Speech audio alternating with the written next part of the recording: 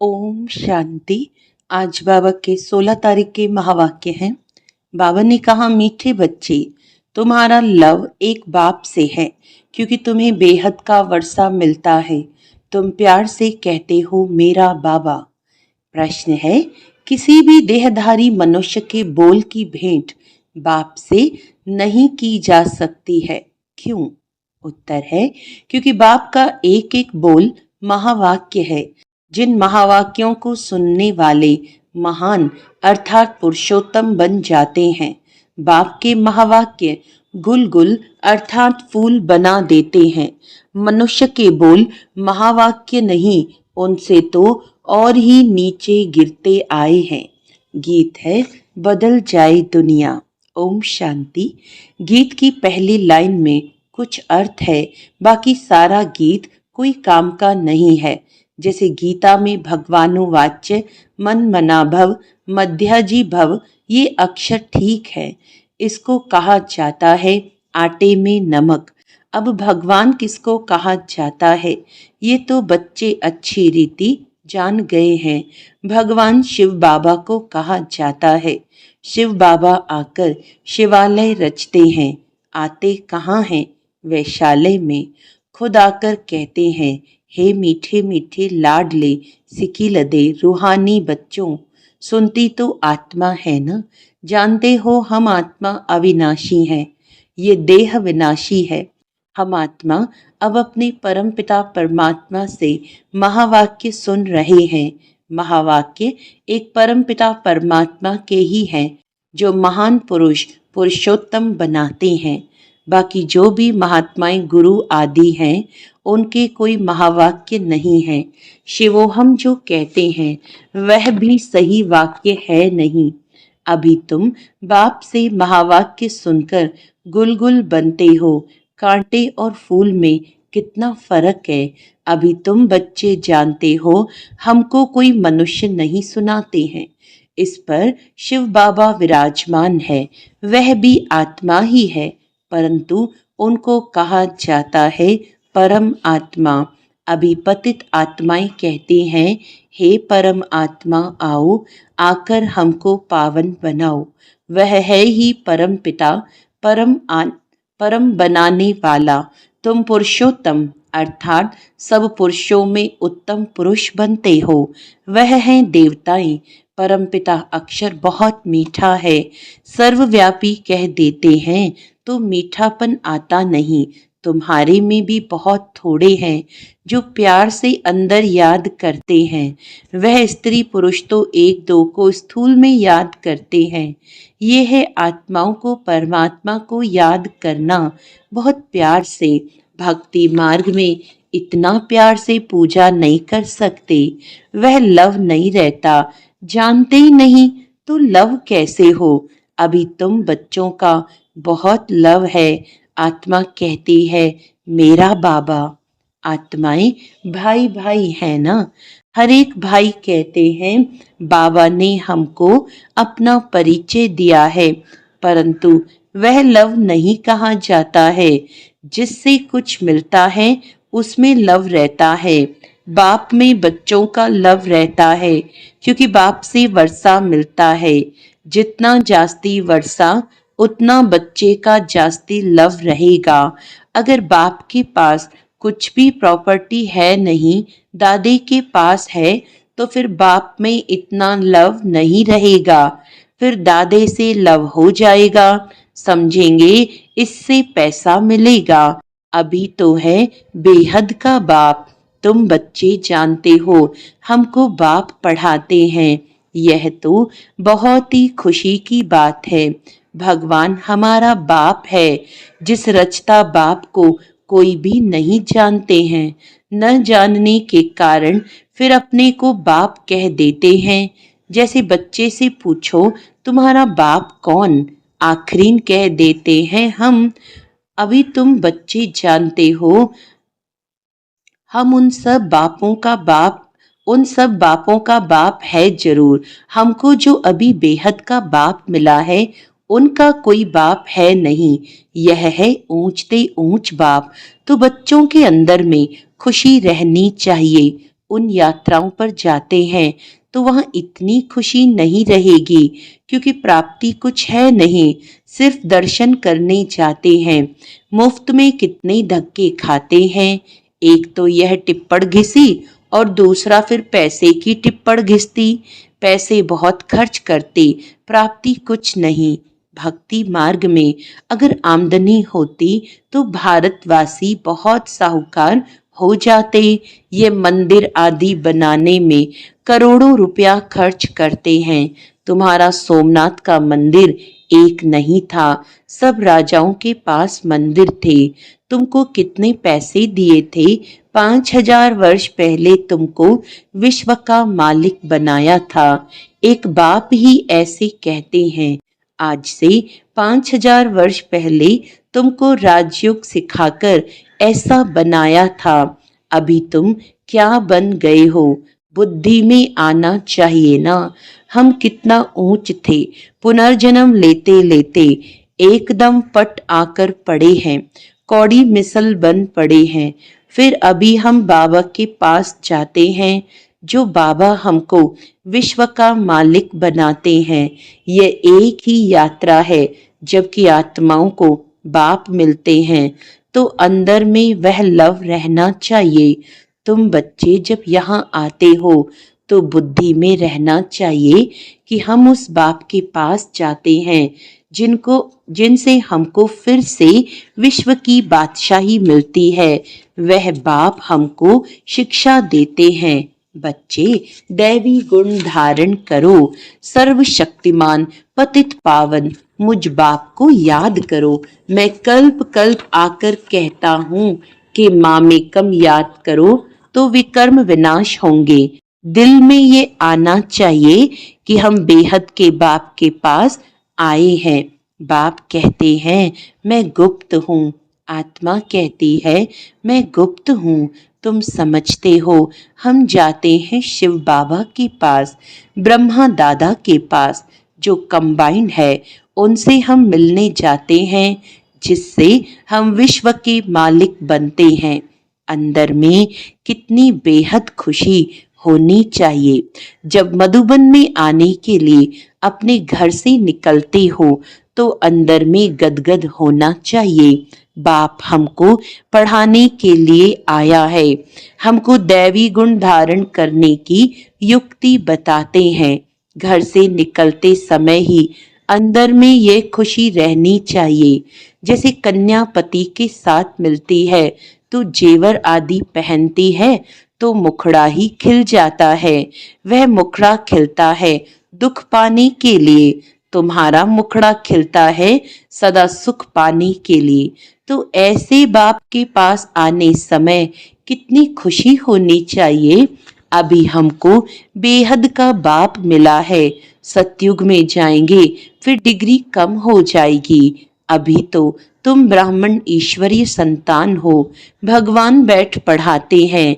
वह हमारा बाप भी है, टीचर भी है।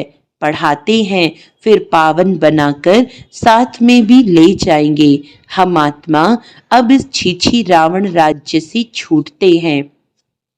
अंदर में अथाह खुशी होनी चाहिए।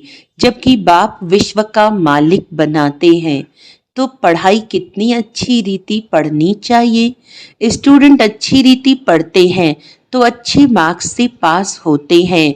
बच्चे कहते हैं बाबा हम तो श्री नारायण बनेंगे। यह है ही सत्य नारायण की कथा, अर्थात नर से नारायण बनने की कथा। वे झूठी कथाएं जन्म जन्मांतर सुनते आए हो। अभी बाप से एक ही बार तुम सच्ची सच्ची कथा सुनते हो, वह फिर भक्ति मार्ग में चला आता है। जैसे शिव बाबा ने जन्म लिया, उसकी फिर वर्ष वर्ष जयंती मनाते आए हैं। वह कब आया, क्या किया, कुछ भी नहीं जानते।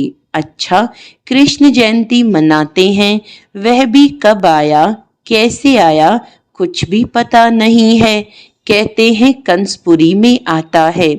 अब वह पतित दुनिया में कैसे जन्म लेगा, बच्चों को कितनी खुशी होनी चाहिए, हम बेहद बाप के पास जाते हैं, अनुभव भी सुनाते हैं ना, हमको फलाने द्वारा तीर लगा, बाबा आए हैं।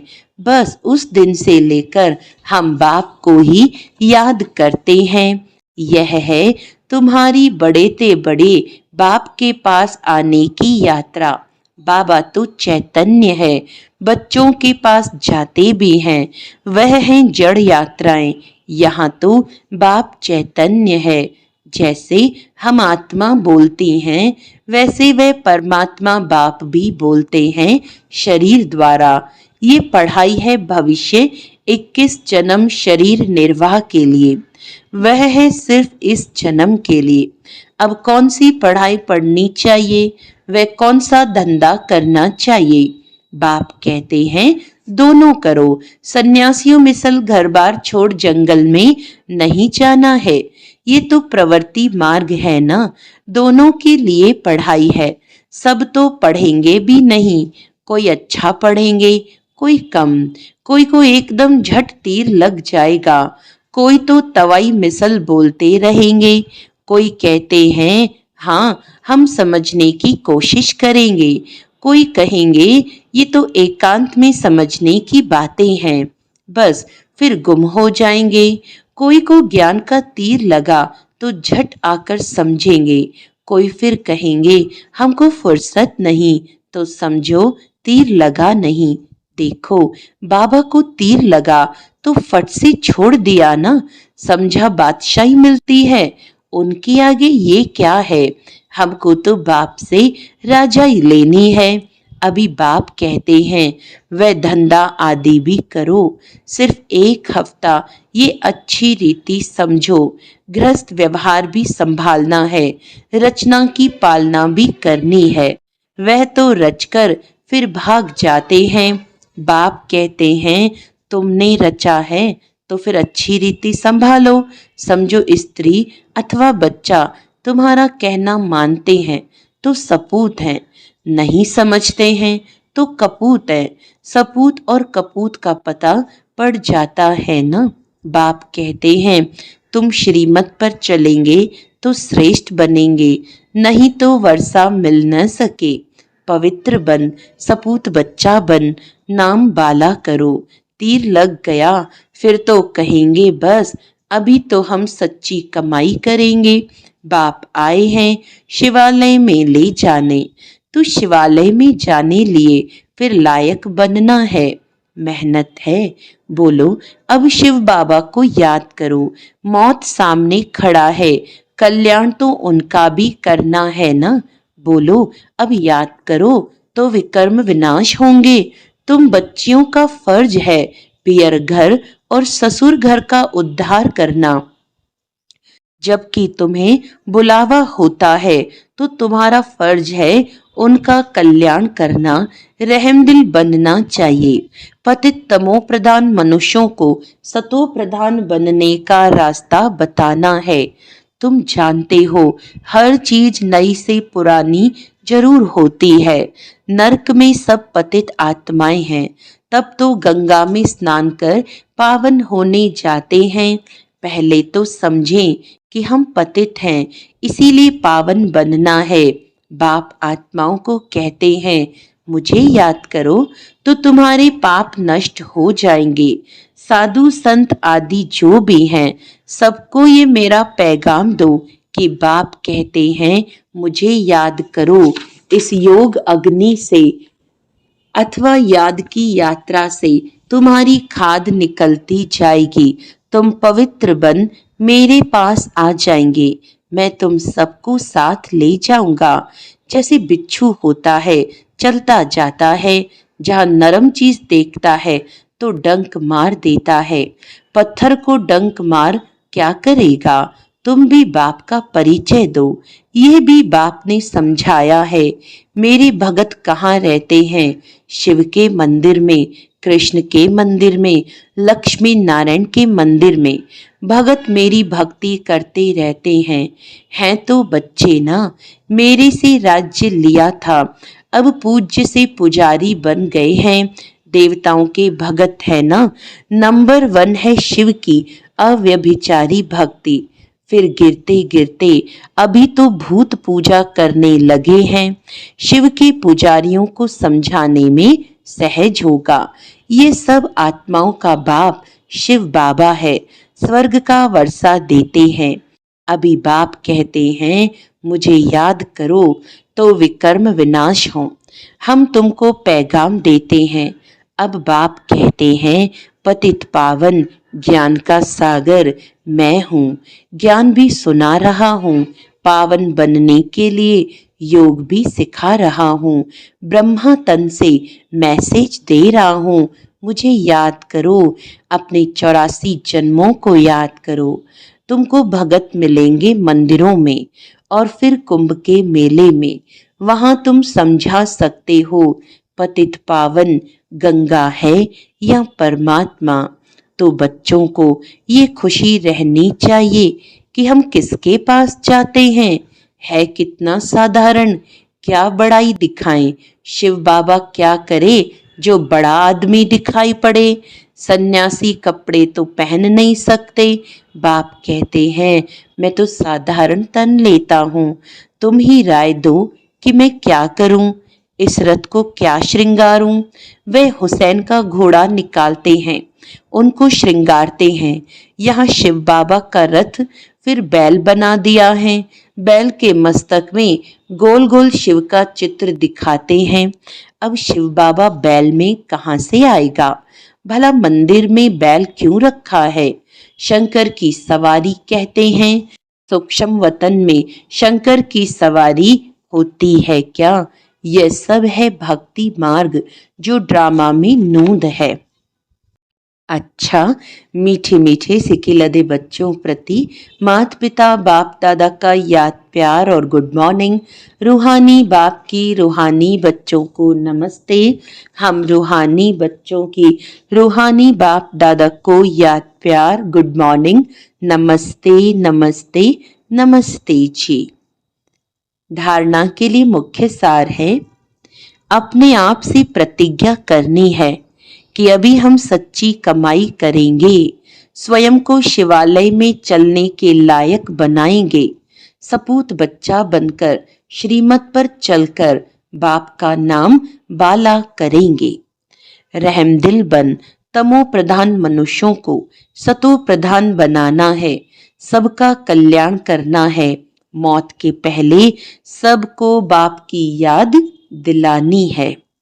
वरदान है, हर मनुष्य आत्मा को अपने तीनों कालों का दर्शन कराने वाले दिव्य दर्पण भव। आप बच्चे अब ऐसा दिव्य दर्पण बनो जिस दर्पण द्वारा हर मनुष्य आत्मा अपने तीनों कालों का दर्शन कर सके, उन्हें स्पष्ट दिखाई दे कि क्या था और अभी क्या हूँ, भविष्य में क्या बनना है।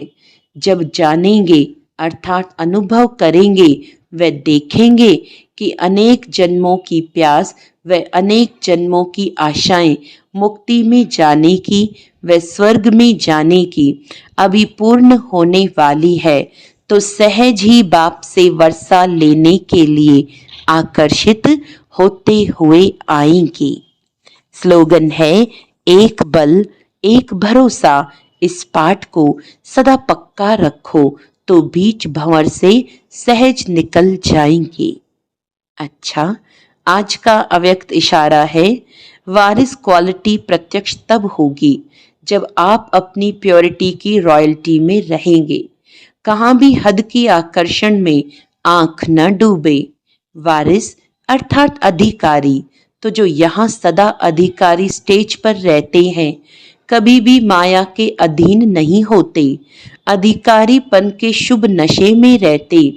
ऐसे अधिकारी स्टेज वाले ही वहां भी अधिकारी बनते हैं। अच्छा, ओम शांति।